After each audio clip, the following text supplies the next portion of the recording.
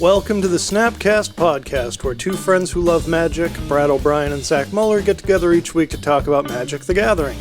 Casually competitive, we talk about current events, our own experiences, and share tips, tricks, and trends for saving and making money through the secondary market. Yo! Here we are again. What's up? Well, I guess we're going to do a podcast. Some video stuff for YouTube. Yep, about magic. About magic, just in case you didn't know. In case that intro was to, the Micro Machines guy from those commercials where he's like talking about the cars really fast. Yep. Trying to get a bunch of words in there. But we've got some stuff to talk about today. We do. A lot of things happened between last week and this week. And we obviously have the new set pre-release coming up this weekend, which we'll probably talk about a little bit. Yeah, that caught me off guard. I actually thought it was next weekend. I was literally talking to somebody Monday night playing EDH, and I was like, yeah, I think pre-release is next weekend. And then the next day I'm like, oh wait, pre-release is this weekend. Crap! Yeah, I walked into the shop Monday, and Sean had the placard up for pre-orders for boxes and bundles and everything like that. I was like, I'm going to sign up for pre-release while I'm here. Yeah. So I messaged Sean and said the same thing, like I want a spot on Friday, but I was really hoping that we could get a Sunday together so that I didn't have to go Friday night into rehearsals all day on Saturday and then gigs Saturday night. But yeah, that's the life of a musician. Yeah, I'm excited. I'm playing I'm filling in for a country band Saturday night. That should be fun. Yeah, it should be fun. I got to... It's funny, about 10 years ago, I subbed for a country band a lot, and it was a lot of Tim McGraw and Garth Brooks and sort of older stuff, and now this is all new stuff. All new stuff. I know about 10 songs out of 50, so it's a lot of homework. Yep. Probably shouldn't be playing Friday Night Magic then, huh? Probably not, but I feel good about it, and I have tomorrow night. Yep. I get up stupid early in the morning, so I can spend an hour playing music first thing in the morning and a couple of hours at night. It just means I shouldn't, I'm not going to be sitting in front of Netflix all night after you leave tonight and all night tomorrow. Before we get into our rundown, or actually, just to add in our rundown, we're going to air a special episode of the audio podcast. Yep. Because there was recently a 1K in New Hampshire, and one of our local clan made it into the top 4, where they then chose to split. So he could have taken the whole thing down. Maybe, but from my experience, it's pretty typical for the top 4 at these 1K cash events to split. Yeah. It works out better for everybody that way. Yeah. So due to timing, it was only me, and I had a phone call with Jason Chandler, and so we're going to air that as a separate audio podcast. So this is your moment. If you're a YouTube person and you're like, I don't really listen to the audio podcast, this is going to be an audio-only special feature, just about a 40-minute conversation where Jason Chandler talks about his success playing Black White Hammer at New Hampshire 1K over last weekend. We talk through each round and play decisions, what he played against. So, yep. Spoiler: I might be in one of those rounds. You might be right in one of those early rounds. It is the curse of our local store. I'm sure other people have experienced it, but whenever you travel to these events, small events with friends, you're likely to hit one or two of them, which is what happened with him. So, but good for him. He's actually been doing this for the past several months since they've been hosting these 1Ks again, and this is the first time that he's top forward. Yeah. So he's excited. He can stop playing tier decks. He can go back to his jank and hopefully not play against me again. Yeah. So that's great. What else are we going to talk about today? So today we're going to go over some of the online events that have been happening all weekends. There's usually a Modern Challenge event both Saturday and Sunday. We're going to quickly go over the top 8 and the top 32 deck list, just to kind of give you guys a look at what is typically being played on these online events, and then you can kind of expect most of these to be at maybe a local store, your local 1K that you plan to go to in the near future, or even a slightly bigger event like a Star City Cons, or one of the few things that are happening across the nation right now. But just kind of a quick glance at it. We're not going to go too in depth on. Oh, I'm going to drag him down rabbit holes. I'm going to drag him down rabbit holes. We'll give you the overview, and then we'll pick out some decks. Yeah. There was also the Mana Traders Pioneer event from January, which a lot of people were gearing towards, which is why you saw a lot of pro players playing it. And then we'll quickly go over some more card specs, just to keep an eye out. And then maybe at the end we'll go over the new Commander deck list that were just recently spoiled. And ways to have fun at your next pre-release, which is, again, this weekend. Oh, man.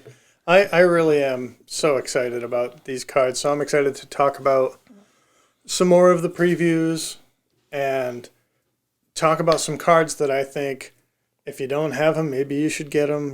Talk about some cards that maybe are worth picking up based on what we're seeing in these previews and the conversations about modern and legacy and eternal format viability for some of these cards. But let's go over and look at the Modern Challenge from Saturday. Yep.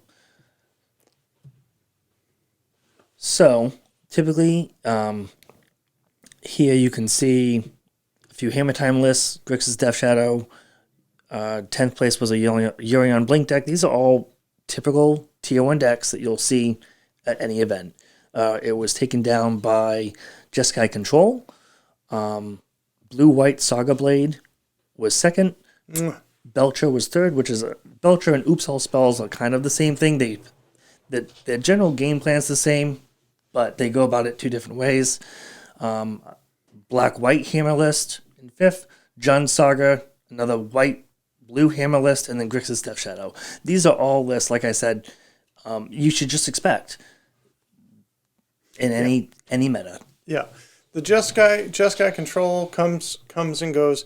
The Blue-White Saga Blade is actually a really interesting list that I want to talk about after maybe we scroll through the top 32. Yep. For the people that want to complain about it, in the top 8, I see 1, 2, 3, 4, 5, 6 companions. Great, whatever. But what I also see is a control deck, 2 combo decks, 2 aggro decks in the Hammer and Saga Blade. And the Saga Blade aggro is a stretch. And then really when you're talking about the Grixis Shadow and Jund Saga, those are your sort of mid-range. How do you classify Grixis Shadow? Basically mid-range. Both those decks try to attrition you out with card advantage, efficient removal spells, efficient creatures. So it is kind of a mid-range strategy. Both of those decks are. So that's how I would classify it. They're both mid-range.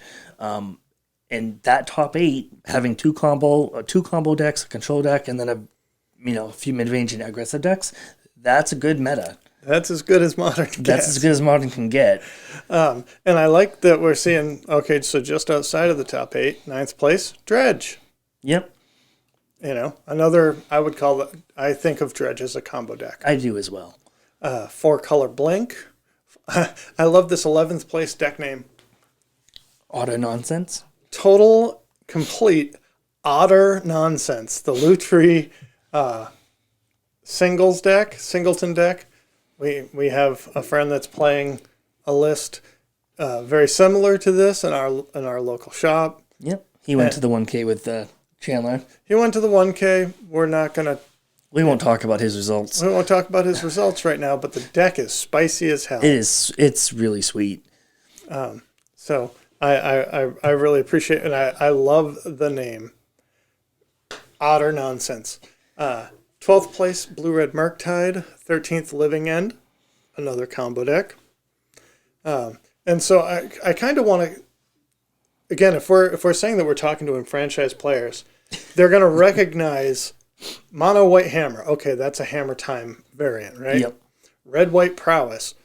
That's an aggro strategy, it's right? Usually a take on burn of some kind. All burn decks run, Swift Spear, Monastery Swift Spear, and other prowess like creatures. So red-white prowess is basically red-white burn to some extent.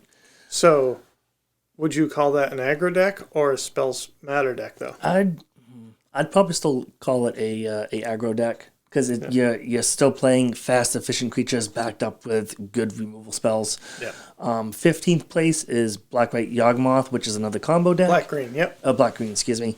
Mono-White Hammer, another Grixis Death Shadow, Mono-Green Tron, which does not see a lot of play right now. And a lot of people think that it's going to die off after the new set releases because of the Mono-Green Legendary Land.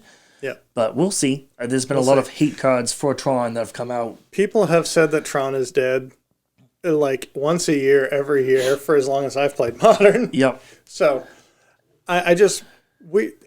Modern is so good. As much as people wanted something banned. Yep.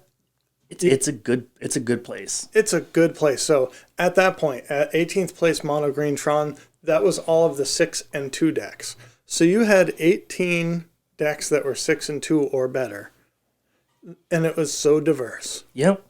It's just amazing to me, you know. Now, yeah, we can go through this and say, in the lower tier, there's a couple of amulet decks.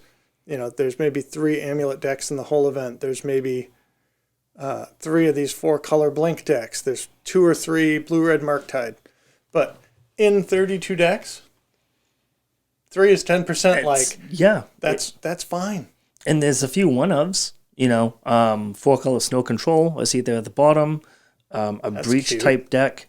So, you know, it kind of goes back to the play what you know, as long as you know it well, and you know the matchups, you know what your deck is supposed to do, how to interact and fight some of the other strategies in the meta, in the format, you can do really well. It's so funny. So, Snow Control, there's 3 Dead of Winter, so you have 3 board wipes and 4 Ice Fang Codals.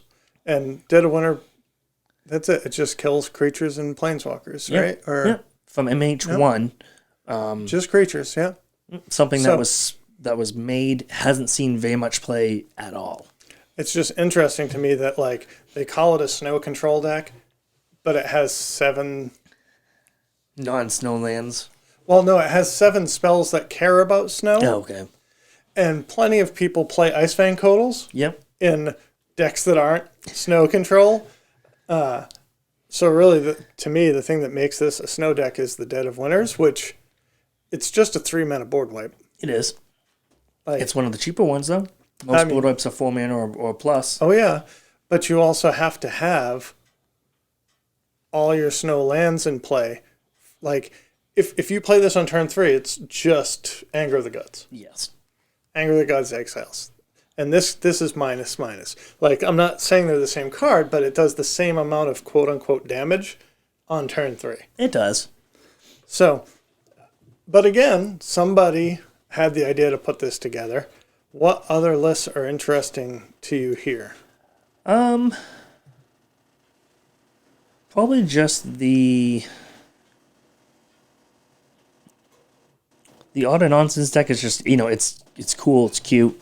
And having it all one-ofs, you can interchange, you know, cards that you don't have with cards that you do have that might do similar things or even different things. It's a very unique take. Other than that, nothing else really stands out to me on this challenge. All right, so before we leave to go to Sunday, I want to talk about this blue-white Stoneblade, Saga Blade, whatever they chose to call it. This is cute. So, again, I had the conversation earlier this week with Jason Chandler about his black-white Hammer Time success. And so we've been talking about these kind of decks, and I specifically had this conversation with him where I said, how often do you cast Luris? And I'm going to leave that to your imagination, because you can go and listen to that audio cast that'll come out. Yep. But when I saw this list, I immediately sent it to him because I love the idea of being able to play Cauldron Complete and Nettle Cyst and Sword of the Meek and Thopter Foundry in your Stoneforge Mystic, Ingenious Smith, Esper Sentinel deck with some Ephemerates, some Metallic Rebukes, some Remands, some Teferi Time Ravelers to really keep your opponent from doing their thing. and 4 Urza High Lord Artificers so that your Relic of Progenitus and Portable Hole can tap to cast your Cauldron Complete. Everything else, yep. And you're thinking to yourself, how is that possible? How can you fit all of this goodness in this deck, Brad? And it's because it's a Yorion deck and there's 80 cards. How awesome is that? One extra companion can make the world of difference. Modern has basically become MMH2 constructed meta, and a lot of people are saying that, and it's fine. If things like this can exist, yeah, I'm okay with it. And do well. Yep. The same thing with the Otter Nonsense, you know? Like, yeah, it was just outside of the top 8, 11th place. Yep. But that's a matter of one round going better. You know what I mean? Is. Yep. He was 6-2. That's actually probably breakers not panning out in their favor to put them into top 8. So, and sometimes that's the luck of the draw. I mean, you have 1, 2, 3 6-2s in top 8, and he was 3 spots away from 8th. So, yeah, that's just a matter of breakers going not in your favor. So, really, Modern is in a place where if you know your deck and the cards go your way, you can play whatever excites you. Including this next list. Including this next list. So tell me about On Sunday, because you have personal experience with this. Yes, so this was posted on Twitter last night, or the other night. It won the Sunday event. I've never seen this before. This is fairly new. It's Red-White Saga with Loris, but it's basically a land destruction deck using Boom Burst and and Crack the Earth, which has not seen modern play at all. Let's bring up Crack so what the Earth. Crack the Earth does, it's 1 red mana. It's actually from Betrayers of Kamigawa. It's sorcery speed. Each player sacrifices a permanent. Now, typically that's bad, right? You don't want to play this on turn 1 to blow up your land and your opponent's land. But with Ragavan now making treasure tokens and other things making just tokens in general, you can play this on turn 1 or turn 2 and blow up your opponent's land and sacrifice your token to not lose a land. And that's actually really good, or can be really good. I tried playing this in 2 leagues last night, went 2 and 3, and O2 dropped really quickly. My experience with it was obviously negative, but I'm not, the guy that, or the person that top 8'd with this knew what they were doing. It does kind of die to Chalice of the Void on 1, but it does have things like Wear and Tear out of the sideboard, as well as Prismatic Ending in the main board to help deal with that. There's actually also a second copy of this in the top 8. They made 7th, and the only difference is they're running Prismatic Sphere over, I think it's the Baubles or something, so it might have been a budget choice. Interesting. But the fact that 2 of these lists made the same top 8 on the same day, on the same Sunday, that's cool. Is pretty cool. I want to read this deck down, because so we are talking about the Sunday Challenge, the Sunday Modern Challenge. First place was taken by Benji GX. And this deck features 15 creatures, 4 Ragavans, 4 Esper Sentinel, 4 Dragon Rage Channeler, all modern staples now. Yep. 1 Bomat Carrier, sometimes seen in Urza's Saga decks because you can tutor it up. Mm-hmm. And 2 Valdaran Epicure, which people may or may not be familiar with, but when it enters the battlefield, it does a damage to each opponent and creates a blood token. Okay. It plays 4 Boom Bust, 4 Crack the Earth, 4 Prismatic Ending, 4 Lightning Bolt, 4 Mana Tithe. Mwah. Because you're already taxing your opponent. Like, if you're taking away their lands, you're going to force them to do something, and you're going to have the Mana Tithe. They can't pay the 1 mana for it. And if you're playing with Esper Sentinel, and they pay the 1 mana for Esper Sentinel, so you don't draw the card, then now they can't Mana Tithe, and they can't pay the mana for the Mana Tithe. Yeah. So 5 artifacts, 4 Mishra's Bauble, and 1 Shadow Spear. Okay, Shadow Spear? Well, this is an Urza's Saga deck. So in the lands, we have 4 Urza's Saga. That can get your Mishra's Baubles to redraw, your Shadow Spear, your Bomat Courier. The other thing that's in this deck that's really important is 4 Flagstones of Trocaire. And I'm going to say it here again. I said it like on one of the first casts I think that we did together. If you don't have a playset of Flagstones, it's worth having. They're not that expensive in the grand scheme of things. Because when you play turn 1, Mountain Ragavan Go, turn 2, Flagstones, tap the red, crack the earth, sack your Flagstones, they blow up, they're 1 land, you go get another land out of your deck. Yep. Nothing could be finer. Nope. It's so much fun, like the synergies with Flagstones. In the sideboard, you have sort of what I feel like basic red-white sideboard tech, Burnt and Forge Tender, Katakis, a Deflecting Palm, some Lightning Helixes. I wonder if those are 4 burn, so you can take out the, like, aggro stuff. Could be. You know, just thinking what matters where you want to gain a little bit of life and take out their creature. It might be hammer, could be anything. Yep. 4 wear and tear. Yep. For the Chalice of the Voids. Along with the prismatic ending. So whoever put this deck list together definitely knew. They knew what they were doing. They knew what they were doing, and they knew what they were soft to. This is a super cool list. I'm kind of sad that you didn't have as much success with it, but what else was in? We didn't even do the top 8. We didn't. We just went straight to the good one. The other top 8 decks were Blue White Hammer Time, which this one was unique because it had 1 copy of what is it? It's a white blue creature from the recent Ravnica set. Lavinia. Yes, Azorius Renegade. Yeah, that shuts down rhinos. Just a one of. Seemed to work out for them really well. But other than that, and then the Restoration Specialist, the list looks pretty standard. The Specialist, could you just put that back up? And pay 1 white, sacrifice it, return one target artifact card, and up to 1 target enchantment card from your graveyard to your hand. It's a 2/1 for a 1 and a white.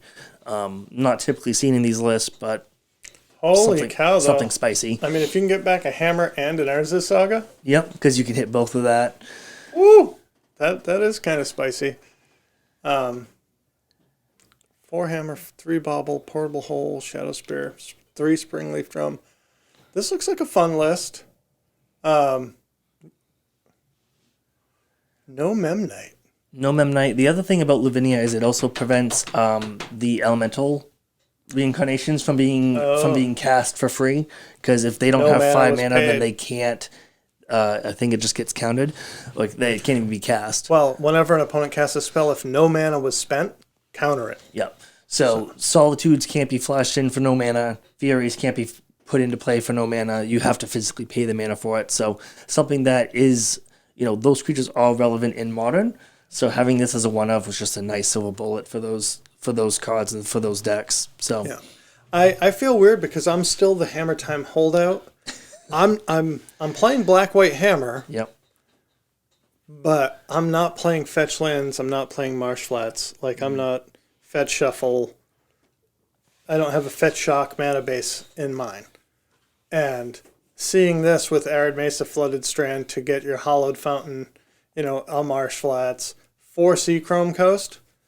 Seachrome Coast, I can tell you, even playing just one of in humans has bitten me in the ass before. Like, playing 4 of them feels funny to me, but that's fine. Like, this is interesting, though. I want to try that tech out. That's cool. That is cool. Yeah. Like, that's iterating on what makes Hammer powerful, what is Hammer weak to. Mm-hmm. Super into it. Yep. What else is in this top 8 from Sunday's challenge? Blue Black Mill, which this player went 7-0 in Swiss, and then lost in the top 4. But this is, I think, the only Mill list to make top 8. It looks like it. So Mill is one of those decks that surprisingly does well off and on. Doesn't surprise me at all. What surprises me is that it beat Hammer or that Red-White Saga. Did it lost to it? Yeah, that's true. Because if they just play Tasha's Hideous Laughter, that deck should just be milled. But yeah. They dodged it, or they blew up their lands enough to prevent them from casting it. You have Pacing, a full paging color. Jason Clark. I should have tagged him in that earlier. Full color Blink deck in fourth, Mono Red Saga in fifth, Belcher in sixth, Red White Saga again in seventh, which is actually it's very similar to the first place list. The only difference was maybe 3 cards. So again, really interesting that the same deck could top 8, can put 2 copies in the top 8 on the same Sunday. Yeah. And then Jeskai Control again by the same person that won the Saturday's event. I assume he just rolled the list back. Yep. So he's killing it day after day. Yep. Red Green Saga. So now we're looking at 9 through 32. Red Green Saga, Dredge, Amulet Titan, Yorion Blink, 4-color Creativity, boom. Blue White Saga Blade, didn't do as well in Sunday. Yep. Black White Hammer, Grixis Shadow, Black Green Yawgmoth, Teamer Footfalls, Belcher, Murktide, Belcher, Living End, Jeskai, Black White Hammer, Jeskai Control, Hammer, Teamer Footfalls against Sultai Reclamation. There was another Reclamation deck in the Saturday challenge. Another Black Green Yawgmoth, so 2 Black Green Yawgmoths on the Sunday. Yep. Another Teamer Footfalls, Dredge, Amulet Titan. And it's just, I mean, you said it earlier. You can look at these and say, what am I likely to play against in a 1K? What am I likely to play against at even F&M or a Star City event? Yeah, these are all legitimate decks. You could expect any one of these decks to be at the top tables of a 1K. And any one of them could do great. You know, like, okay, the worst in the top 32 is 4-3. If they had one match go for them and they ended up being the best 5-2 player, they could have top 8'd. They could have top 8'd. Depending on breakers, which, you know, we won't get into here. If you're a enfranchised player that travels to these events, that, you know, you'll understand. When we talk about math. Breakers, there's breaker math behind it. It's a mess. But breakers can put you into top 8, or they can make you bubble and be 9th. It's just the way it works out. It's just the way it works out. But mostly, it's exciting to me that there are this many decks, even though, you know, people are like, oh, Hammer's the devil. It's not really. I want to look at this Obosh deck because I was intrigued by this maybe a month and a half ago, and I'm wondering if so they're playing the new 3-mana Chandra. Dress to Kill. Chandra Dress to Kill. This card is probably still cheap.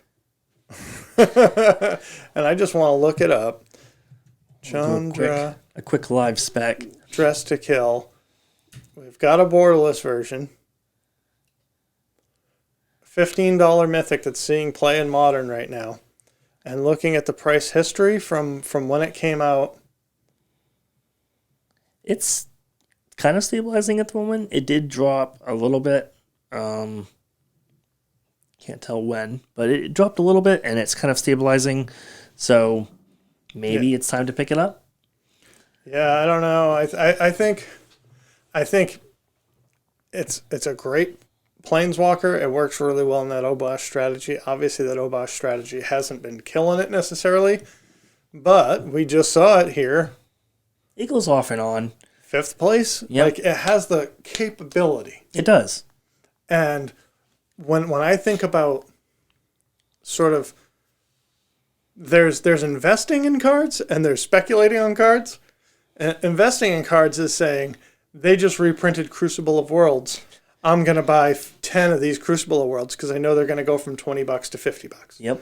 You know what I mean? Like that's just sort of a sure bet. That's like saying I'm going to buy stock in Microsoft. But when you see like Mono Red Obosh and you say, okay, well what? Oh, it's one of these tabs. Yep, oh, I nailed it. Nice. You know, what is this deck playing that isn't played really in any other deck in Modern? Den of the Bugbear, the full 4. Chandra Dress to Kill, and Obosh. I mean, everything else in here. Dragon's Rage Channeler, Ragavan, Seasoned Pyromancer, Light Up the Stage, Lightning Bolt, Unholy Heat, Pyrite Spellbomb, Soul Guy Lantern, Seal of Fire. Like, now no other deck is playing Seal of Fire as a 4 of. Nope. But it is a Modern played card. It is. 4 Urza Saga, 8 Mountain, 4 Arid Mesa, 4 Den of the Bugbear.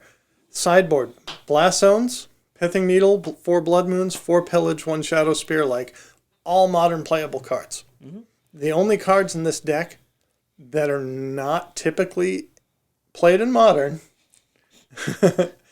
Den of the Bugbear, which should be. Yep. And the Chandra Dress to Kill. So this is one of those things where, like I used to say about Hammer, nothing in that deck was particularly valuable, and then all of a sudden it was a popular deck. Mm-hmm. If this deck gets one thing from Kamigawa Neon Dynasty, and all of a sudden is, twice as many or 3 times as many people try to pick up this deck, that mythic Chandra could go from $15 to $30. Well, and that's the other thing too. So she is currently in standard, right? She's from the newest Innistrad set. She's standard legal. She's going to be standard legal for the next few years. So her price tag should fluctuate, just to speculate, somewhere between $10 and maybe $30 on the high end. But once she rotates out of standard, there's going to be a time where her price is going to plummet.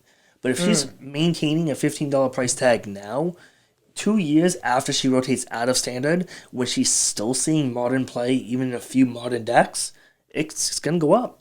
Because it's going to be out of print. You can't get them as easily as you can right now. So, maybe a long-term spec or just a long-term thing to have, because it's gonna hold its value. Yeah, and it's interesting because since you've been coming on the cast, we haven't really talked about this, but I don't think that the standard effect exists right now. It doesn't, because we don't have the large scale competitions driving. I don't even think we have small scale competitions. We really don't. I mean, I don't know how many standard FNMs are running. Not in Maine. Certainly not in Maine, and certainly not in the last 2 years with COVID. Like, nope. Between places being shut down or places being limited, and people feeling like that standard wasn't great, especially the first year of the pandemic. People were like, whatever, I don't care, this standard sucks anyway. Mm-hmm. And Arena came out. And I've had this sense for like 2 years that things like rotation don't matter. Oh, well, this card's not being played in standard anymore, so the price is going to go down. I don't think that's true. No, I think we're in a time where modern is going to drive a lot of prices, and this is one of those cards that modern is driving the price of it. It's only in one deck. It is a mythic, and it's a mythic in a new set. So, but it's a set that wasn't opened quite a bit. It wasn't opened a lot of, from what I gathered. So there's not very many copies of this floating around right now. So that's going to dictate kind of the starting price of it. So it's sitting around 15 right now. Maybe think about grabbing a few now, and then give it a year or two, or 6 months. See where it's at. If it drops, pick up more, because it's going to drop. It's gonna hit ground zero, and then it's going to go back up slowly after time. Yeah, and it is funny because like Gideon Ally of Zendikar, we were playing with it in standard. Yep. And it was a $45, $50, $60 Planeswalker. At that time, you didn't get full art borderless Planeswalkers in every set like we're doing now. It was just regular pack foil or a non-foil. Yeah. So the fact that this is not seeing any standard play and is $15, I think is, like you said, is a testament to the base. It's at a baseline price. Mm-hmm. And it is comparable to 4-mana Planeswalker. It is. To 4-mana Chandra. Mm-hmm. Torch of Defiance. So I know that was a real tangent, but one of the things that we kind of want to do occasionally is say, what's the financial relevance of this deck showing up in the Sunday Challenge? And that's a unique deck that we didn't see in the other top 32. Nope. So out of 64 decks, we see this one guy playing it. That's a place where if it succeeds and a bunch of people pick it up, you could make, I would say, not quick money, but that's more speculation, mm-hmm. backed up by some logic, with a safety net. Like, I don't think it's going to get much cheaper, and this is why I think in a year it could be twice what it is now. I mean, even if it drops to $10 in 8 months, right? Yeah. Are you really gonna be that upset of losing $5 off your investment now? Yeah. You know, if it drops to $8 or $7, okay, sure, you've lost half its value, but it's a mythic that's seeing play now. Yeah. It's likely to see play again as more and more red cards come out in future sets. And the red cards in Neon Dynasty are good. They are sweet. And the ones that dropped, the uncommons and commons that dropped in this last few days are even... Yeah. They're almost on par with Unholy Heat from MH2. Yeah. So Pauper's getting basically MH2. Yeah. So it's good stuff. It's all good stuff. So we've been recording for about 35 minutes. Do we want to talk about Pioneer or do we want to talk about previews? Let's talk about Pioneer very briefly. Okay. Because I don't have a lot to say on it because I was unable to do as much research as I had hoped. No worries. So we are looking at the Mana Traders website for their January Pioneer Tournament results. So I don't know if you know anything about the Mana Traders monthly events, but what they do is they do almost like a Swiss round for the first few weeks. So you have to have a certain record at the end of like week 2. Okay. And then once you've met that, they'll put everyone that met that record into the next phase. Okay, and you'll so play that's Swiss rounds. Yep, phase that's 2 what that is. Swiss. Yep. And then you'll do that for, I think it's like another week, and then the top 8 out of that will play for the final round, basically. Which is, it's almost always a cash event, from my understanding. But for this, you see Phoenix taking it down, which Phoenix has been a very prominent deck in this meta, in this format. Yep. Followed, it says mono green, but then you see the green red icons off to the right of it.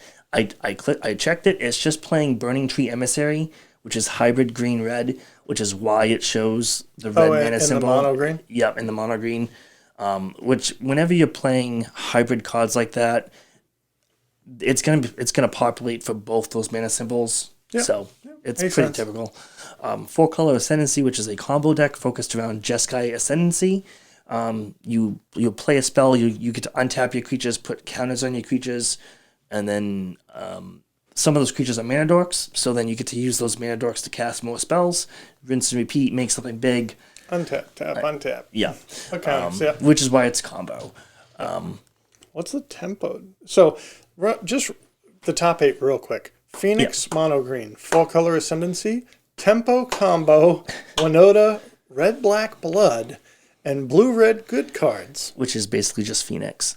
That's basically just Phoenix. It's basically Phoenix. These are these I wonder if these are player names? Like, Probably. You get to write your own name on a deck list or something online. But tempo and combo, they literally give us nothing to go on. So I'm clicking on, which one did I click on? Tempo. This was Tempo. This is Modo Tempo. It looks like it's basically just red-black, splashing white, probably somewhere in the sideboard. But you have creatures such as Bloodthirsty Adversary from the new set, which all the Adversary cycles cards in that set look pretty good. Yep. Magmatic Chandler, which is pretty good. Kraxa, Titan of Death's Hunger. Death's Hunger, which has been a modern staple since it's been printed. Yeah, this is basically I would call this red-black mid-range. Like value creatures and removal. It's playing Claim to Fame to get its creatures back, Duress, Fatal Push, Flame Blast Bolt, Thoughtseize, Deadly Dispute, Angrath's Rampage, so you can get around Indestructible and get people to sack planeswalkers or creatures. A Go Blank, a Koligon's Command, and a bunch of lands. This is a very much, to me, a mid-range deck. Quality creatures with the quality spot removal, basically. They're calling it tempo, I guess. I guess that works. You get, I don't know. You're beaten in with Voldaren Epicure. Yeah, getting in for those 1 damage beats. I don't know. It's interesting. I mean, again, I don't play, but yeah, we're not playing a lot of Pioneer right now because Yep. What are they calling this 5-color combo So deck? this was a Omniscience deck. Oh, Omniscience. Very nice. Yep. So you cheat this into play, or you ramp into this with Hidden Strings, untapping Lotus Fields, and get it into play, and then you can just basically play anything. So this is a big mana Lotus Field deck. Yep. Has Fey of the Wishes and Mastermind's acquisition to pull cards from the sideboard. The sideboard is basically a toolbox for things that you need for certain matchups. All one-ofs. Approach the Second Sun, probably for control. Anger of the Gods, 9 lives, which is interesting. It's a counters-based card, I believe. Yeah, you can't take damage until it has 9 counters on it. Then you sacrifice it, and when it leaves the battlefield, you lose the game. I love the Ugin in the sideboard. Chef's kiss. It looks fun. I mean, looking at these deck lists for Pioneer makes me think that Pioneer looks like a fun format. It does. I should probably try it at some point or another, but I mean, you're on the Modos, man. I am. Do it. Okay, so this is this is good Phoenix. stuff. Is Phoenix thing in the Ice Phoenix. Man, I get to basically pull out my old modern blue-red Phoenix deck. And I mean, Phoenix was played in Modern until Faithless Looting got banned, so wow. Kitty. Yeah, and in Pioneer you definitely don't get Faithless Looting, but what do you get? You get Consider, that's great, 4 of, Opt, 4 of, Chart a Course, 2 of, Expressive Iteration. Another modern staple seeing play in other formats. 2 Treasure Cruise and 2 Temporal Trespass. Oh, baby. You also get to play 2 Hall of the Storm Giants, just so that we can play another Adventures in the Forgotten Realm land. Which, if you have not picked them up by now, you've probably missed your boat. The cat is playing with the microphone. Yeah. I wouldn't say miss your boat. I think that they're not going to get cheaper. So you can still get them now, and I think that they'll still go up. But I don't think that there are many people out there right now cracking Adventures in the Forgotten Realms packs, so nope. You might not have gotten them at the bottom, but they're not at their... I don't think that they're at their peak. So that's... I mean, I'm happy to see... When we look at the Phase 2 Swiss rankings, there's 190 people. So I don't know how many people were in the first phase, but the second phase finished at, the second phase had 190 that fed into the top 8. That's pretty cool for an online...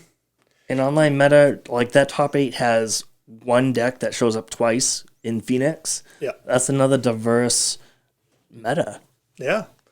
And a place to play cards that are maybe not all the way up to Modern's power level, but still have value. Yep. And looking at this, the 199 players in the... Well, I guess we can look at...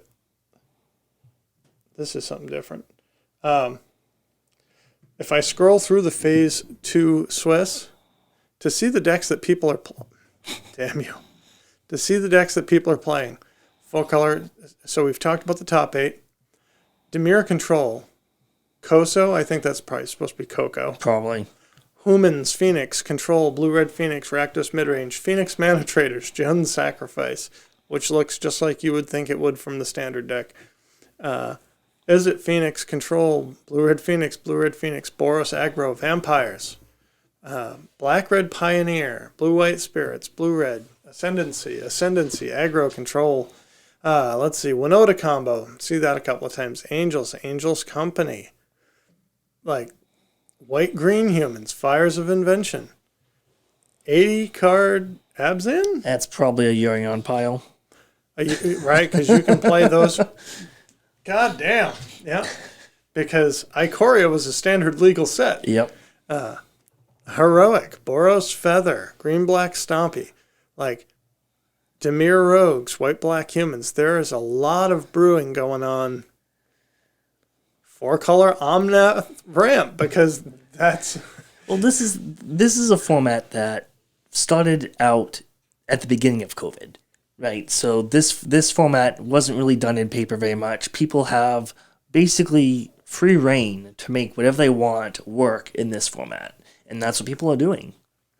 I gotta look at this. So this list said evil alien. What did I just click on? It was like evil alien, White, blue. but it's a black white vampires deck. You're totally messing with me, man. I don't see any evil aliens here. But I'm pretty sure Mana Traders takes their deck naming skills from Goldfish at the moment, because Goldfish will just look at the colors of a deck and call it that. They won't really give it any type of personality naming. So they're probably taking a leaf out of Goldfish's book right now. Yeah. And see, I love this because I look at this and I think, well, I only have to change a few cards from the mono black deck that I had for Pioneer 2 years ago. That's right. 2.5 years ago. Yep. You know, I've already got the Murderous Riders and the Kalitas and the Champion of Dusk. No, not Champion of Dusk, not in that deck. But, I mean, I don't know. I'm gonna put a Pioneer deck together. I'm gonna make a stand that maybe it would be fun to play some Pioneer. Yeah. Get something back going at the shop would be nice. So that was the Mana Traders Pioneer event for January. Did they do the monthly? They do the monthly. It rotates formats. So they go through basically all the formats. They go through Pauper, Modern, Standard, Legacy, Vintage. So it changes month to month. You can anyone can actually play in them. You don't have to be subscribed or anything like that. It's free to play, and then top 8 usually is a cash prize. If you do use their services, you get more out of it, but anyone can play. So maybe something cool to check out. God, I wish I could play friggin' Arena on a Mac. I don't want to have another computer just to play Magic online. Because I can play Arena on my iPad as well as I could play it on my old computer. Yep. Like, Arena's great. Can we just make Modo Arena? Yeah, they just need to rip that Band-Aid off. Sorry, I'll stop. That's okay. Do you want to talk about the Commander set, the Commander decks? I do. I want to at least mention that along with the other Kamigawa Neon Dynasty previews and spoilers, whatever you want to call them, have come out. WotC did announce the 2 Commander decks that were coming out with this set. I'm personally really excited about the blue-white vehicles list. I think it looks really fun right out of the box. The face commander is Katori Pilot Prodigy, who's a 2/4 that makes all your vehicles cost 2 to crew. And you think, oh, well, this gives us all sorts of great spec opportunities because, the vehicles from Kaladesh haven't really done anything. Well, guess what? They put the best vehicles from Kaladesh in the deck. So Smuggler's Copter and Sky Sovereign Console Flagship are in this deck. You also get Peace Walker Colossus, which is the biggest vehicle that nobody got to crew. Or one of the biggest vehicles that nobody got to crew. It's not the biggest. The commander of this deck can crew this. So you can play Peace Walker Colossus on 3, your commander on 4, crew it and swing. It just looks a lot of fun. There's another whole slew of B-tier possible specs in the creature base that got reprinted, like Shram, like Tashar, Ancestors Apostle, like Emry, Psymaster Thopterus, Shimmermere, all of those. They all got reprints in this deck. So if you're holding on to foils, I think people that pick up this deck that decide to upgrade it later may be looking for things like SRAM foils, which have not been printed into the ground. Or Sky Sovereign Console Flagships, a mythic that hasn't been printed into the ground. Smuggler's Copter. Again, you can't play it in Pioneer, you can't play it in Modern, but you can play it in EDH. Maybe somebody will figure out that it's worthwhile. Just mostly, this deck looks fun as hell. It looks fun as hell, and I'm excited to play the blue-white vehicles deck. The other deck that they came out with, is a red-green aura and equipment deck. And this also has some spicy reprints, namely Ox of Agonis. Yep. What else did I see in here? I looked at some Champion of Lamholtz recently. Well, that's got a reprinting on. Rishkar Pima Renegade. Like, nothing, there's just nothing super big in any of these. But I remember back with Cooley and I think we talked about specking on Rhythm of the Wild at some point. Here's a reprint of Rhythm of the Wild. Which has only had, one printing. I mean, it's fairly new, past few years, but, I mean, it hasn't seen much of a reprint. No. And from my experience, any red-green creature-based deck is playing it because they want it. The effects are good for it. Right, but what I'm saying is somebody buys this deck, it's there. It is. So you're not selling a copy unless they're upgrading to foils. So, like, as far as it would have been a cool spec target. Grum Gully, that's another Modern Horizons 1 card. Oh, no, that's Eldraine. Yep. Great combo card. Actually, it can be played in a combo Goblins deck. I actually think this is seeing play in Pioneer, or was seeing play in the early stages of Pioneer in some type of combo deck. Yeah. You get your Kadama's Reach, you get your Rampant Growth, you get a Rishkar's Expertise, you get a Chaos Warp, you get a Beast Within. In the, obviously you get your Arcane Signet and your Soul Ring, but you also get a Black Blade Reforged, which is another cool equipment that could have been a spec at one point, but is probably not going to go up very far, very fast now that it's a reprint. I don't have much else to say about that. The red-green just doesn't excite me. Yeah, and this is honestly the first time that I've seen these deck lists printed out. Commander hasn't really excited me too much recently, but it's I do look forward to seeing these decks each set that comes out, because they do release these Commander decks with each new set now. Yep. So it's always fun to see what they're going to do with them.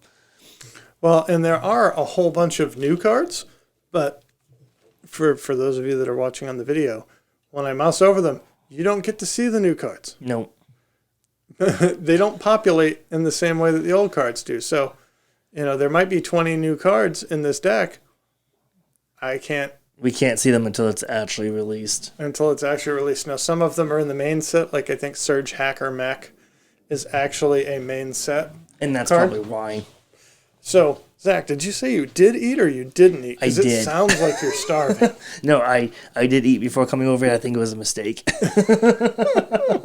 My stomach's been growling the entire time. Just so, really quick, one of the things that I pointed out to Zach was you got that nice blue-white vehicles deck. They didn't put a Mech Hanger in it. Mech Hanger is a uncommon land from Kamigawa Neon Dynasty that says tap to add 1 Wingding. We talked about this, I think, last week. We did, yep. But again, 3 mana tap, target vehicle becomes an artifact creature until end of turn. If you can reanimate your Colossal Plow, or, if you can bring an artifact out of the graveyard, this just lets you turn it on. You bring your Parhelion back into play with something like a Refurbish or an instant spell return. I think Mech Hanger, if you open any of those in foil, hold on to it. It might not be worth anything this weekend. It could go up. But I think it'll be an easy $5 foil uncommon. Oh, easily. Easily $5. Same thing with that Secluded Courtyard or whatever that we talked about last week. What? Now this is interesting. I didn't see this. This must have come out after. Roadside Reliquary. Another one that makes Wingding. 2 tap, sacrifice it. Draw a card if you control an artifact. Draw a card if you control an enchantment. So it could be 3 mana, draw 2. Mm-hmm. Which, Urza Saga, enchantment, any type of artifact, Mishra's Bauble, whatever, probably very easy to do. Yeah, that's cute. We actually got the real art for the white one. That's nice. They're all spoiled. Yeah. Yeah, the full spoiler came out, I think it was last Friday. Yeah. So these have been out there for 3 or 4 days.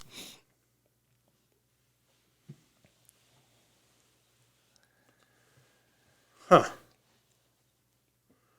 Well, that's interesting. I haven't seen this yet either. This is Eater of Virtue. You're getting my initial reaction. A 1-mana legendary artifact equipment. Whenever equipped creature dies, exile it. Equipped creature gets +2/+0, and it has equip 1. That's the basic text. Okay. So for 1 mana, equip 1, creature gets +2/+0. But if the creature dies, you exile it. Then the additional text. As long as a card exiled with Eater of Virtue has flying, equipped creature has flying. The same is true for First Strike, Double Strike, Death Touch, Haste, Hexproof, Indestructible, Lifelink Menace, Protection, Reach, Trample, and Vigilance. So, holy crap, get your Javier's. I've been talking about this deck, the red-white Stone Blade that Aspiring Spike's been playing. Yep. That plays Fervent Champion. Which has First Strike. And Haste. Yep. So, and it says basically there's no equip cost. Right. Yep. You know, our equip costs I think are reduced by 3. Yep. So you put this on on that, and you have a 3-power First Striker, which is an awesome attacker. Somebody has to kill it. And the next creature's going to have Haste and First Strike. Right. Then you play Ragavan the next turn, pay 1 to equip this to it. It's got Haste, First Strike. Like, I'm astounded that I haven't heard anybody talk about this card before. Well, what's the downside? So, I mean, we've seen similar cards to this before in the past, where you take a keyword, First Strike, Flying, Double Strike, whatever, and if a previous creature, or if you've exiled a creature with one of those abilities, then the next creature gets it. Yeah. It's never proven to be good, because you need creatures that have those keywords already, and then you need to do something with them. In this case, they have to die. It has to be equipped to this card, and then it has to die. Yeah. So you have to jump through a few hoops to get the next one to be better. And in Modern, typically speaking, it's too slow. Probably would be my guess. Yeah. I don't know. I'm probably going to make the mistake of trying it. And because this makes things like, I know that there is a functionally better fencing ace. Yep. I think it's white-red for a 1/1 with Double Strike and something else. Yeah. But like, yeah, you put this on a 1-mana Double Striker. Well, and this costing 1 mana, it's also fetchable with Urza's Saga as it pops. So it's another one of sweet card that you could throw into a deck and then, try it out by fetching it. I don't know if it's better than Shadow Spear, because you do gain trample. Oh, and you need lifelink. the trample and lifelink. So, you're trying to pick which better equipment is going to be the right one, and 9 times out of 10, it's probably going to be the spear. It's going to be the Swift Spear. So I was saying to Zach earlier that I have the Osgear, the Reconstructor deck sitting over there, and I want to take that the new blue-white vehicle deck and mash it together with Osgear.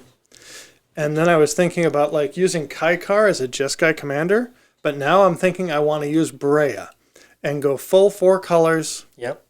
And be able to run Greasefang Okiba Boss in my vehicle / Osgear the Reconstructor deck. Yep. Greasefang Okiba Boss, 1 white-black legendary creature rat pilot. What's the rest of it say?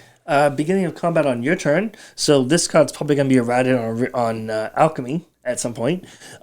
Beginning of combat on your turn. Return target vehicle card from your graveyard to the battlefield. It gains haste. Return it to its owner's hand at the beginning of your next end step. So this will not immediately crew the vehicle that you recur, but he's 4 power. He's going to probably equip anything that you can recur pretty easily. Yeah. And he gives the vehicle haste. So as if it had been in play since the start of your turn. Right. So it's going to be strong. It's going to be playable. It's a 4/3 for 3. Yep. Its stats are really good. I mean, that's pretty good on its own. And it really can crew just about anything that matters in the list of vehicles. And just even if it just said at the end of your turn, return target vehicle card from your graveyard to your hand for 3 mana for a 3-mana 4/3, I'd probably play this in EDH. I mean, you're probably gonna get one thing at least, because what are the odds of them gonna kill it on your turn 3? At the end of your turn 3, is your opponent gonna kill this realistically? Yeah. Probably not.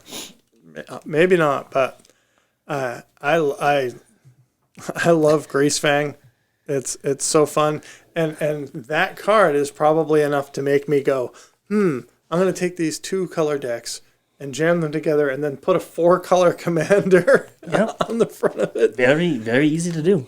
Just so that I can run Greasefang and Demonic Tutor. All right. What's our list look like of things we want to talk about? Oh, baby. Oh, because we're at an hour. Holy cow. Yeah. Well, I mean, that was the most important stuff. As far as cards, did you have any cards that you were thinking about this week? Not really. I was looking on MTG stocks the other day just to kind of gouge prices, and I mean, the original shrines from Champions of Kamigawa are all moving, but that's because people are hyping for shrines. The new shrines look really cool. I'm sure there's going to be a modern deck tried at some point, but just EDH enchantments, the shrines work really well there. So all the originals are seeing some movement. So is it probably not worth buying, but maybe worth selling? Yeah, maybe, because the hype is high right now. So most of them are approaching $10, so maybe you could sell out now and then rebuy in a few weeks when they all drop. I have one snap this up this week, and I will be honest with you all that I did snap up a small pile for myself. I messaged a good friend of the cast, Andy, who was on the cast with us for a while, and I said, "Hey, does magnetic theft work with all of these new equipment creatures the way that I want it to?" And of course, Andy said, "We have to wait for the comprehensive rules update for the set." But if you read the card Magnetic Theft, it says attach target equipment to target creature. And if we look at Kamigawa and we look at something like, let's find... You've got Lizard Blades right there. Lizard Blades right here. 1 in a red, artifact, creature, equipment, lizard. Double strike, equipped creature has double strike. It is labeled as an equipment. It's an artifact, creature, equipment, lizard. If we can use magnetic theft to attach that and get around reconfigure 2, or for some of the others like Cloudsteel Kieran, which has a reconfigure of 5, which is really high because the bonus is good. And you can only reconfigure at sorcery speed. Right. Magnetic Theft lets you also get around sorcery speed. So with things like Cloudsteel Kieran having equipped creature has flying and you can't lose the game and your opponents can't win the game. Basically, what's that artifact angel? Platinum Angel? Platinum Angel language. But it costs 5 to equip or reconfigure. I'm pretty interested in Magnetic Theft. I've always thought it would be good in the hammer decks, and it was for a little while. It's not good enough, but I think that some of these reconfigure cards are good enough that if you can get that that equip cost down to 1, there might be something to it. So that was definitely my spec based on Kamigawa Neon Dynasty. And I'm just putting it out there to anybody else. I think that's a great interaction, and looking for interactions in cards that I want to speculate on versus invest in. That's my thought this week. Well, and time will tell, but this set drops online on Thursday, tomorrow, because this is being recorded on Wednesday. So this weekend's challenges, both on Saturday and Sunday, will be the first big tournaments that we have with Neon Destiny. So it's going to be interesting to see what people take from this set, try to incorporate them into existing decks like Hammer Time, Rhinos or whatever, Death Shadow, and maybe something new pops up. Maybe something new like the red-white Saga decks that we were looking at earlier. Maybe they get better. Yeah. Who knows? Well, I think that's a great place to leave off. And it sort of clues you into when you hear from us next week, we'll be talking about the first event results with new cards. We will. That's always super exciting. Thank you for listening to the SnapCast podcast. Yep. As always, you can find me on Twitter at Mo_Town111 and Facebook, Motown or Zach Moeller. Yeah, and you can find me at the SnapCast Pod on the Twitter. If you friend me on Facebook, maybe send me a message and say why, because random Facebook messages are weird, man. I already have too many friends on there. Just hit me up on Twitter. Everybody does Twitter, and listen for the audio special episode where Jason Chandler talks about his success with the black-white Hammer Time deck. And otherwise, we'll talk to you next week. Yep. See you next week.